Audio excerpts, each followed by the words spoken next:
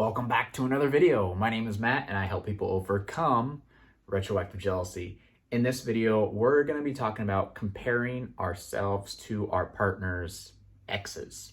Our partner's exes, flings, ex-boyfriends, ex-girlfriends, whatever that is. But always constantly doing that comparison in our head as far as, well, maybe they're better than I am. Well, maybe their body is better than mine. Maybe their career is better than mine.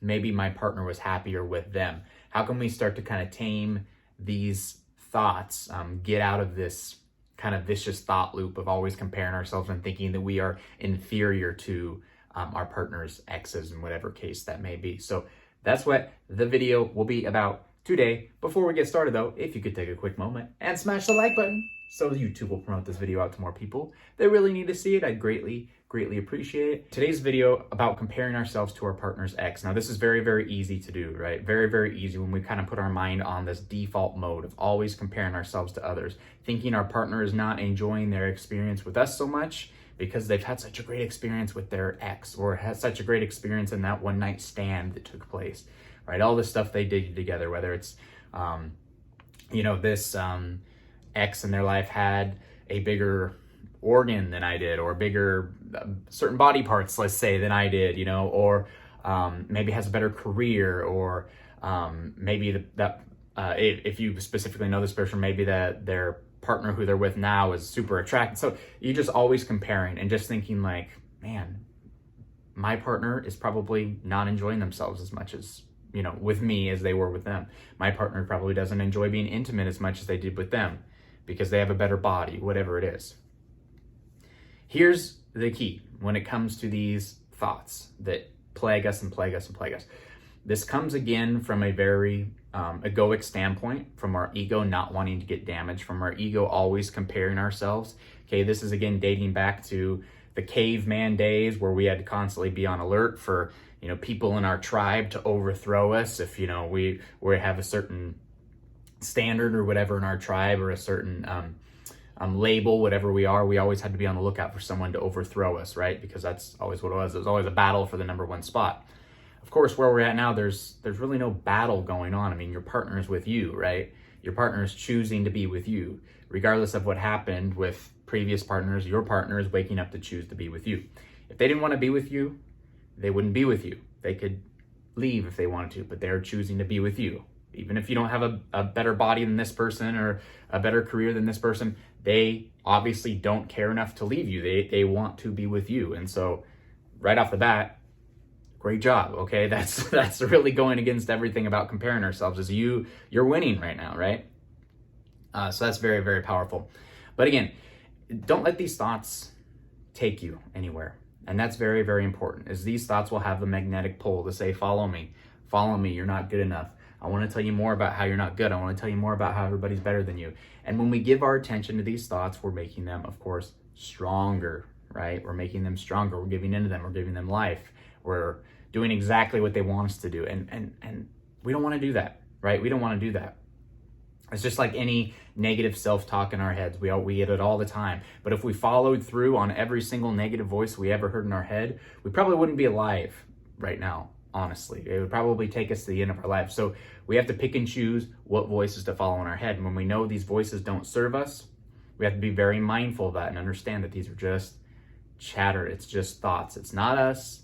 They're just thoughts. And we are not our thoughts. And we can observe these thoughts and not give them the time of day. We don't have to do that. And there's a lot of power in that. So keep that in mind if these thoughts, again, are coming through to you, that you have the power to not listen to them if you don't want to. Sure, yes, they'll still feel some pain. You'll still feel that. But if you continue to do that and not give them the light of day, not give them the intention of the day, they won't latch on. They will eventually go away. When there's nothing else to keep them alive, they will go away. So keep that in mind. You also want to look at your own confidence levels, okay? Own confidence. And really being the master of your life, and we talked about that in the previous video, being the master of your life, not playing this victimhood role. This person's better than me. My ex or my current girlfriend, boyfriend has probably enjoyed life more than them, with me. Okay, all these victimhood, poor me thoughts. We have to stop those right now, because again, if we let those take control, where's our life at? Except this externalized, everything we're externalizing, right? This happened to me, so I feel bad. That happened to me, I feel bad.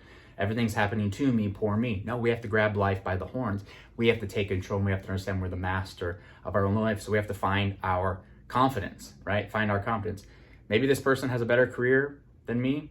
So be it. I have this, right? I have me. I'm unique just being me, okay? Everyone else is already taken, so I have to be me to the best of my ability, whatever that means. I can't compare myself to others because they have their own things going on. They have their own lives going on. Okay, there's no contest. You are you, and you win because you're you. No one else has ever been like you before. No one else will ever be like you before. You're unique being who you are. And that's part of in a relationship. Your partner wants to be with you because you are you. And there's never been anybody else like you. Okay? So it's a constant reminder and to get that confidence of this is my life. I'm going to take the bull by the horns. I'm unique just being me. And there's no reason to compare because nobody can ever be like me. Nobody can ever be like I am. And you don't want to be like anybody else. You don't want to live someone else's life. You want to live your life. You want to do the things that you want to do, that you're inspired to do. Okay? That's going to lead you to your ultimate happiness, not trying to be like somebody else, but being the ultimate version of yourself. Very, very, very powerful. So again, the self-confidence is very important. Okay? The self-love is very important. The feeling the completeness being you is important. Again, this is all internal, right? We come back to the internal, that everything comes back to us and how we feel about ourselves. That's where retroactive jealousy stands from. It's a very internal game. And so when we start externalizing things and saying, well, if this was different, I'd feel different. If that was different, I'd feel different. That's all wrong. That's not how life works at all.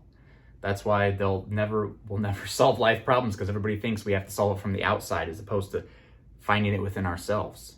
And finding detachment, finding self-love, finding the confidence within ourselves. So that's very, very crucial. So this is not about, putting their ex down or their ex-lover down and saying, oh, he's a horrible person, she's a horrible person, she this, she that. Putting themselves down to try to make yourself feel better. It's only about putting yourself up. It's only about building yourself up and understanding how amazing you are being you, how unique you are being you.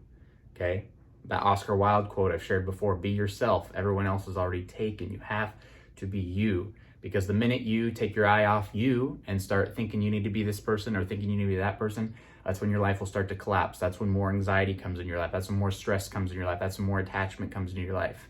You got to focus on you, focus on being you. When these thoughts come to your head that say, wait, but you should be like this. Wait, but you should be like that. Wait, this person has bigger boobs than you. Wait, this person has a bigger whatever than you. This person's a better lover than you.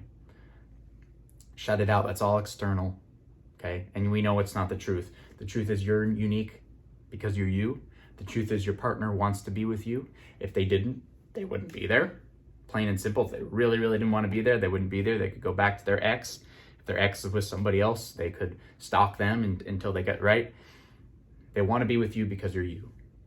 And so this comparison, these egoic thoughts, damaging of the ego, it's not us. And we have to understand that. And we have to put in that space and continue to work on ourselves to build ourselves up, not put others down, but build ourselves up and understand our own worth and how powerful we really are just being us. That is absolute key. If you enjoyed this video today, please take a moment and smash the like button so we can get the video out to more people that need to see it. Also, subscribe to the channel if you have not already done so. Click the notification bell so you are alerted every time I post a new video. That's it for me for now. I hope you have a fantastic day. See you in the next video.